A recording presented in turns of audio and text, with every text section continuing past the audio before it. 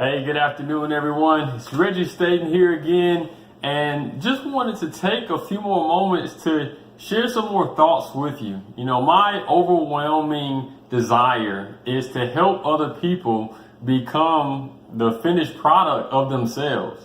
I truly feel like with the world we live in, there are so many things that can oppress us and set us back mentally, physically, emotionally, in so many areas.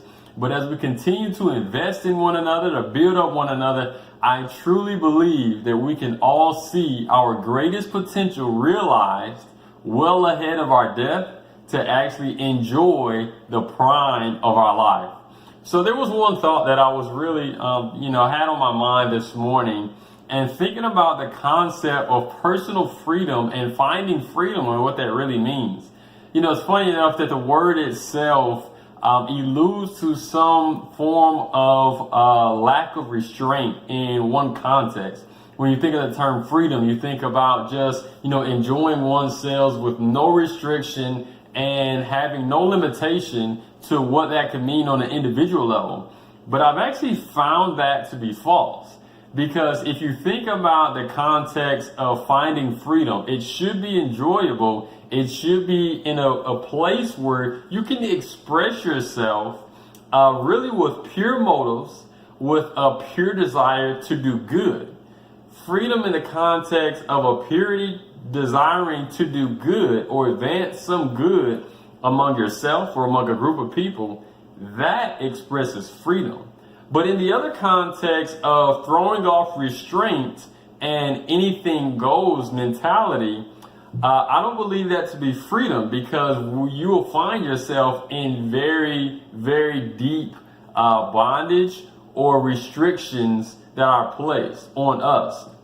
Now, I like to really focus on our individual purpose. I truly believe that the Creator, in His grand scheme of things, has designed us for a specific reason, and there's a purpose of us of being here on earth. In other words, that we didn't mistakenly get here. We got here off of a plan, off of a design.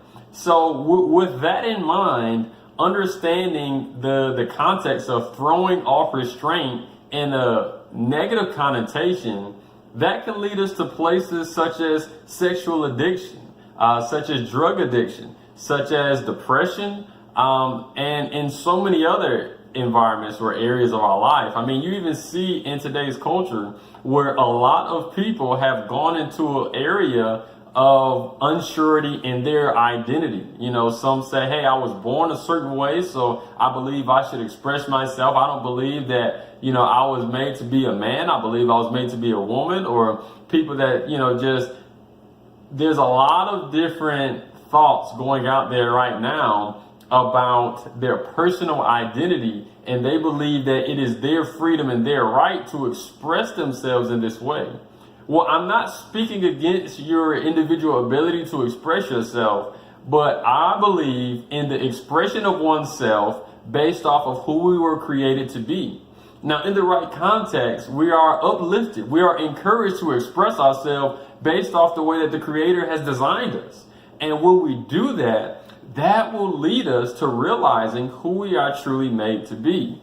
So, just to share some transparency about myself, there were some things in my life, such as, anger, that led me to a place of hostility, that, cut me off from developing friendships. There were areas where, I'm saying, oh, I'm going to be me, I'm going to do me. And we use that as a term of personal freedom, of doing what I feel best for myself. But doing what I thought was best for myself actually led me to a place of cutting others off, and where I was, without friendships, without relationships, and really just in a very unhealthy place. Because as I have come to realize that when we are in a context outside of a community environment, there is no possible way for us to really enjoy everything that life has really for us, everything that life has offered for us. So getting back to just this mindset of understanding freedom. Now, I believe that, it's funny enough, the word is really an oxymoron of freedom, the ability to express ourselves, but there must be a certain discipline attached with that freedom. There must be a structure in which we express ourselves. I think about the context of a child. Young children, especially toddlers, they want their parents' approval for everything. And a loving mother or a father will guide that child to say, hey, look, I know you really want to do this. You want to play with these blocks, or you want to play with these toys, or you want to eat this, or you want to do this. But this is what's going to be best for you. And this is where you can find the most enjoyment. Now, we may not communicate that terminology to a young child, but a loving parent will guide this child in this area. The child may not have cognitive understanding of what that meant in this situation, but as adults, we can look and realize that, well, if we had that same childlike mentality to have really childlike faith in our Creator, that, there is a greater design, a greater purpose of everything in my life. And if I seek after this grand plan, then I could better understand how to express myself. I could also understand that there are certain environments that do oppose pure motives and pure desires that are beneficial for us individually and us as a community. So what do I mean by that? Well, I mean by growing up in a household where there's abusive relationships. Yes, you don't have control of these when you're younger, but I'm just listing some things that contradict our ability to express ourselves that will actually develop us into the person we should come to know and be. So you have, growing up in a childhood with abusive relationships. Or, I even talked to a young lady yesterday where she was in a verbally abusive relationship and just really was deteriorating her personal identity is. And so you can imagine, even in that context, that when you're in a relationship, when you aren't being encouraged, when words of life aren't spoken into you to edify you, to build you up into the person that you rightfully should become, will you regress in who you are as an individual? When I say you regress, I mean your thoughts become very inward. Your emotional state becomes very unhealthy. Your view towards other people starts to take a dive for the worse. And so these are areas that can hinder who we should be. So it's so important for us to understand how to really find freedom and enjoyment in life, because freedom in the right understanding should be bringing us to a place when we can express ourselves and our pure desires and pure motives. When I say pure desires and motives, I mean love. I mean faithfulness. I mean commitment. I mean loyalty. I mean peace, kindness. All of these characteristics, I believe, are pure motives of the human nature. Now, obviously, we can say that's not natural. It truly isn't. That isn't natural. Not as we understand it. It is easier for me to give someone a negative comment than to encourage someone. It's easier to make fun of someone than it is to actually put myself on the line and say, you know what? They have great ability. They're a great person. There are certain situations that may not appear to be, but that's a great individual. It's easier to be negative than it is to be positive, so it's not natural in that sense. But I believe that there should come a point when all of us know and have this deeper connection with the Creator, that there is a change that happens within us because we begin to understand our true design. And in our true design is when we find the ability to express these motives and to see a change in influence. Where when we find ourselves in environments that may be negative towards us, we don't accept what these environments pour out on us. So, I think about the context of being a high schooler. And man, there is so many things that our teenagers and the upcoming generation goes through. I mean, with the wide access they have, especially with cellular devices, with smartphones, with tablets, laptops, I mean, there is so much access and it's such an overload of information. And without proper restraint and discipline, those freedoms can actually set our children into a very dark place. So that's a primary example of abuse of freedom. So it is so important for us to understand what's healthy, what's good for us, what's not, and to really assess down to every single thought that comes into our mind. When we understand how our mind thinks, that yes, every thought that runs through our brain may not be directly from us. Every thought that we ponder upon may not have generated from our own conscience. But there are a number of influences that we are around each and every day. You know, obviously there are some things that, that are logical when we're thinking about our plans and we're thinking about what we're doing for the day. Those are our thoughts that we produce.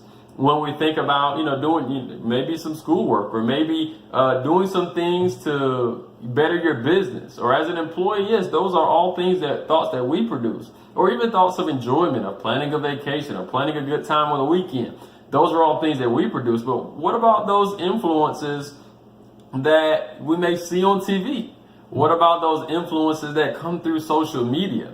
That just because, we hear something, we smell something, we see something, we taste something, we touch something. All of these gates or portals into who we are as individuals influence us.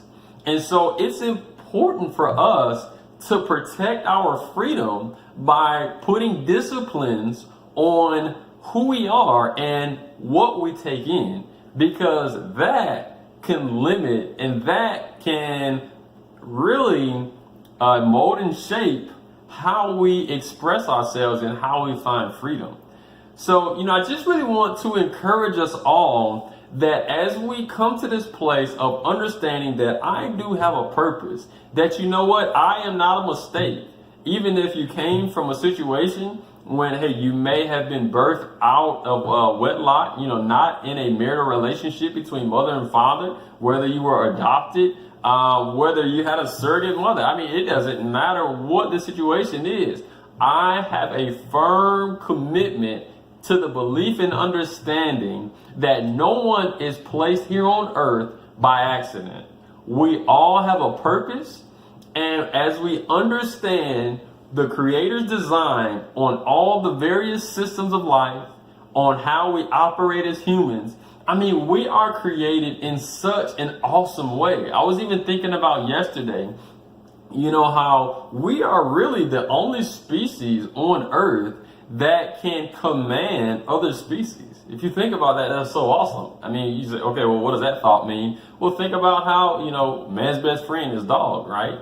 Well, we can actually train dogs to, do certain things or train other species. No other species on earth has that ability. I mean, just that in itself is powerful. I mean, we have the ability to express ourselves in languages, various dialects. I mean, we have the capacity to build great architects. That is really what I refer to as man's glory. But that should be really in a pure sense. I don't see man's glory as something that tears others down, other people groups or other, individuals. But I truly believe that in a community environment where we're building one another up, encouraging one another to understand our purpose, to understand why we were created, in that we can find freedom. So as a male, as an African-American male, 28 years old, living in Raleigh, North Carolina, my skin color, my hair texture, my stature, my height, my size, everything about me, I begin to embrace self-love and the love for the way that the Creator has designed everything.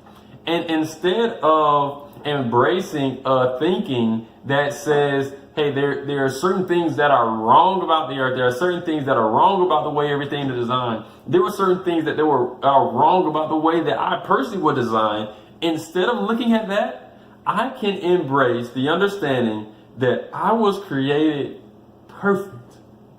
And in order for me to mature in that perfection, in order to me to come to this individual that I am proud of, that I am truly established in all my ways, and I have a sound mind and a sound thinking on how I progress in life and how I treat others, man, that is freedom.